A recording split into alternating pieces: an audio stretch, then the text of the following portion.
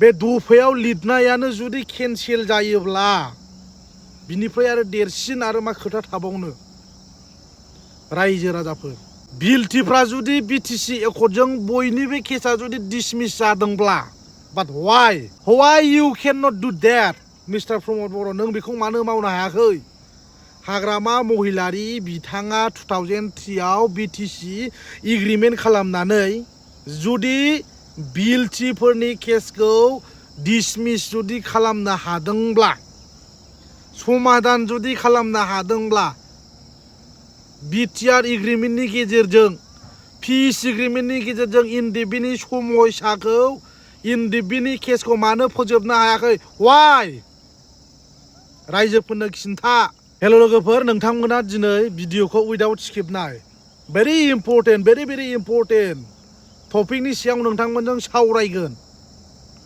प्रमद बर'नि जि BTR agreement खालामनानै लाबोनाय दफायाव लिरनाया केन्सेल जायो नामा दानिया सानदो रायजो राजाफ्रा प्रमद बर'आ जोंनि बर' रायजो राजाफोरखौ माबायदि थगायदों नोंथांमोना नुखाबाय खोनाखाबाय बिटिआर एकर्डआव लिरनानै लाबोनाय प्रमद बर'नि माबा रेल दाबा कच फेक्टरि बानायनो नागिरनाय एनआईटी बानायनो नागिरनाय बे दफायाव लिरनायानो जुदि केन्सेल जायोब्ला बिनिफ्राय आरो देरसिन आरो मा खोथा थाबावनो रायजो राजाफोर बिलटिफ्रा जुदि बिटिसि एकर्डजों बयनिबो केसा जुदि डिसमिस जादोंब्ला but why you can not do that mister Pramod Boro' नों बेखौ मानो मावनो हायाखै हाग्रामा महिलारि बिथाङा 2003 आव बिटिसि एग्रिमेन्ट खालामनानै जुदि बिलटिफोरनि केसखौ डिसमिस जुदि खालामनो हादोंब्ला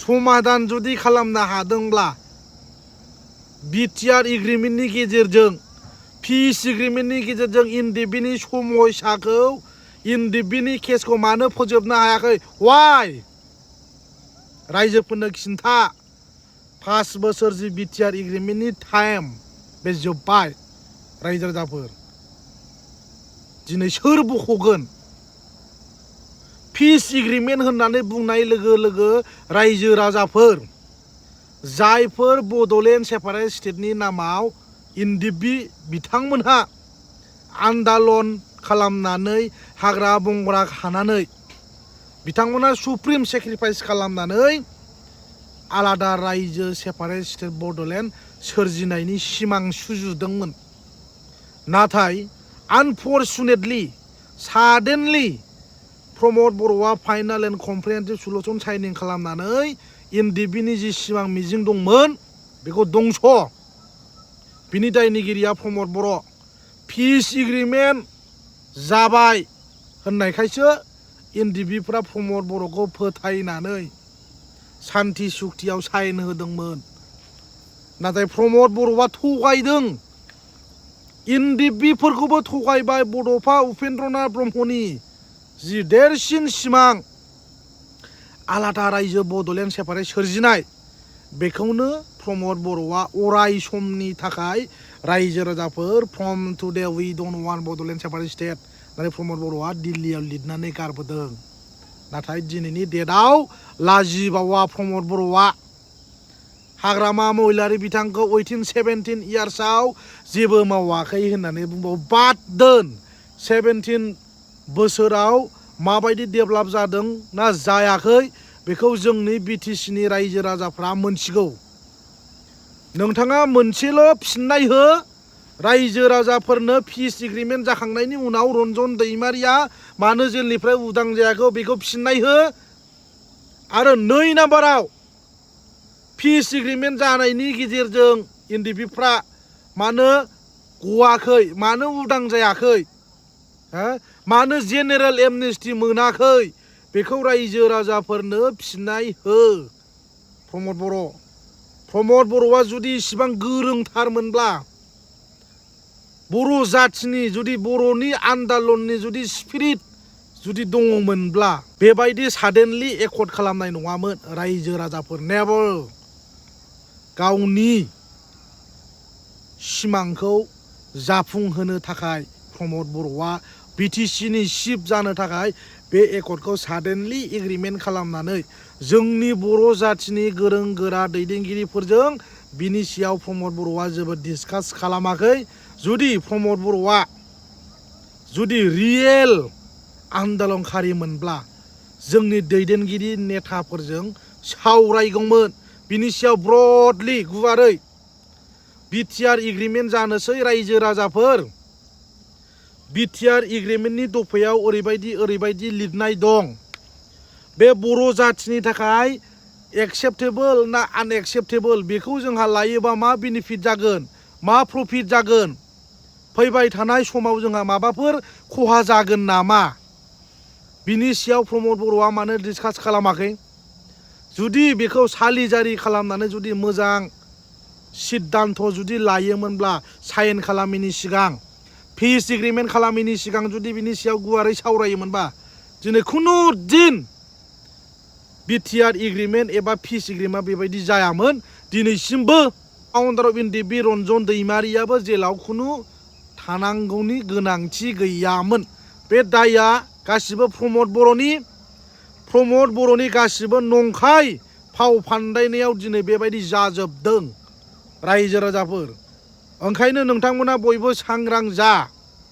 आरो प्रमद बर'आ बिटिआर एग्रिमेन्ट खालामनानै रायजो राजाफोर बे एकर्डनि दफायाव मा लिरनानै लाबोदों बेखौबो दिनै नोंथांमोननो आं खिन्थानोसै। हाइनास आरो नन हाइनास। हाइनासआ जाहैबाय गोजौ थाखोनि केस, नन हाइनासआ जाहैबाय भेरि सिम्पोल केस। बे मोननै वार्ड्सखौ लिरनानै लाबोनायानो दिस इज द ग्रेट मिस्टेक रायजो राजाफोर। हाइनास माने गोजौ थाखोनि जायफोर आन्दोलन खालामनाय समाव एबा टाइमाव सिरियाल बम्ब ब्लास्ट होनायनिफ्राय देरसिन बैफोरबायदिया जाहैबाय हाइनास। नन हाइनासआ जाहैबाय फिसा फिसा केस। बेयो सिम्पोल। बाव लिरनानै लाबोदों प्रमद बर'आ जायफोरनि केसा गोजौ थाखोनि केस बिथांमोननि केसखौ रिभिउ खालामनानै नायनाय जागोन। रिभिउ खालामनानै जुदि दायनिगिरि मोनोब्ला बिथांमोना पानिशमेन्ट मोनगोन एबा मोननांगोन आरो बिथांमोना जेलावनो थानांगोन होननानै प्रमद बर'आ लिरनानै लाबोदों। नन हाइनास। दानिया बिनि एक्सप्लेनेसन एबा एन्सारखौ आं खिन्थानि। नन हाइनासआ जाहैबाय फिसा थाखोनि केस। बेखौ रिभिउ खालामनानै जुदि जेबो दाय मोनाब्ला बिथाङा गबाय। बाट बेनो डिफारेन्सआ रायजो राजाफोर।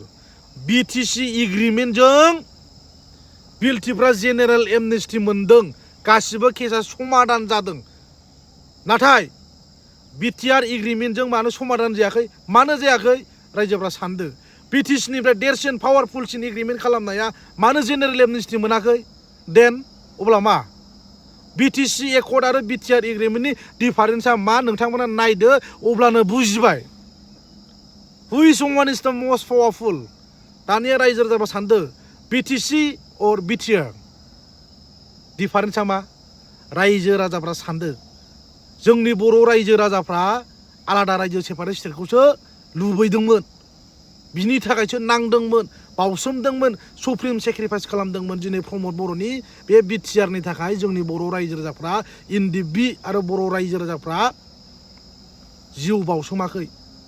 रियेल जुदि स्पिरिट दङमोनब्ला प्रमद बर'आ नेभार बेबायदि साडेनलि एग्रिमेन्ट खालामनानै बर' जाथिनि जि गांनाय उखैनाय, जि हप्स एन्ड एसपिरेसन, आइडेन्टिटि अफ द बर' पिपोल्स, बर'नि थांनानै थानायनि थामोनथा, रैखाथि, खौसेथि, राव, हारिमु, सोदोमस्रि एभ्रिथिं मोननांगौनि थाखायसो जोङो बड'लेण्ड सेपारेट स्टेट एबा स्टेटहुडखौ जोंनि बर' रायजो राजाफ्रा एबा बड'फा उपेन्द्रनाथ ब्रह्मआ सिमां नुदोंमोन।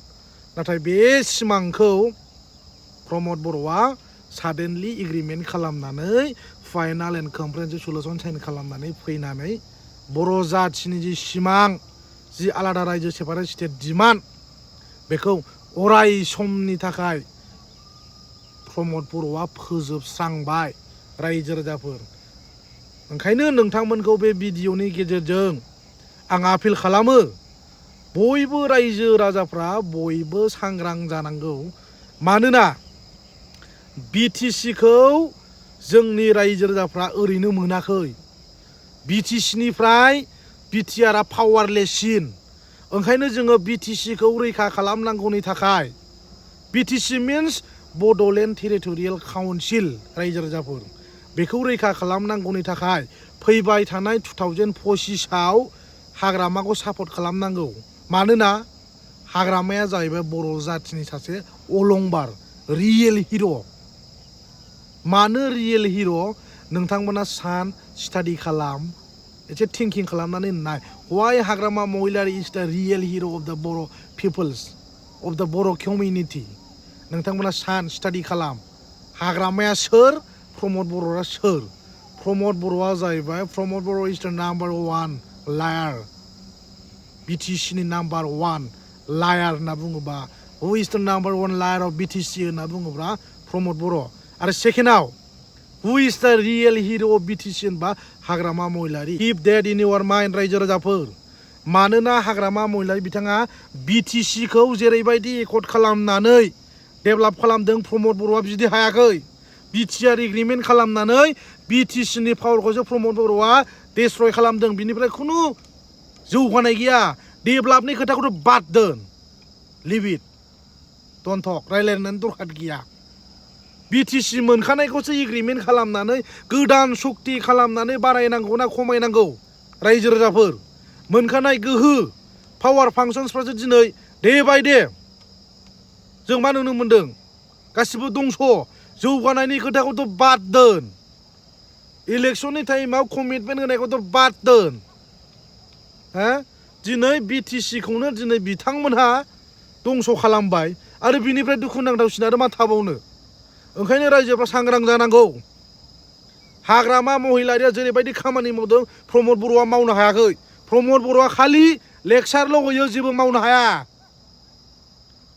बिटिआर एकर्डनि दफाया इमप्लिमेन्ट जायाबा थैगोन होननाय सुसाइड खालामनानै थैगोन होननाय बेफोरबायदि खोथाल' बिटिआर एकर्डनि दफाया इमप्लिमेन्ट जायाबा राजा लामायाव ओंखारगोन होननाय बे मुभमेन्ट बुस्थुआ सानसे साननैयाव जायो रायजो राजाफोर मुभमेन्ट इज नट इजि नङा बियो रायजोफ्रा बे प्रमद बर' इउपिपिएलनि खोथाखौ लानो नाङा रायजोफोर आं बारे बारे बुंदों गासिबो थगायजोबनाय बिनिफ्राय दुखुनांथावसिन जेबो गैया ओंखायनो रायजो राजाफ्रा बयबो सांग्रां एबा कनसियासनेस जानाया मोजां प्रमद बर' आरो इउपिपिएलनि जि कमिटमेन्ट होनाय जि एसुरेन्स एभ्रिथिं इज आनएक्सपेक्टेड आनबिलिभेबल स' रायजोफ्रा फैबाय थानाय समाव इउपिपिएलनो भट होनो नाङा मानो होनो नाङा नोंथांमोना अलरेडि मिन्थिखाबाय सांग्रां जादो लोगोफोर थेंक इउ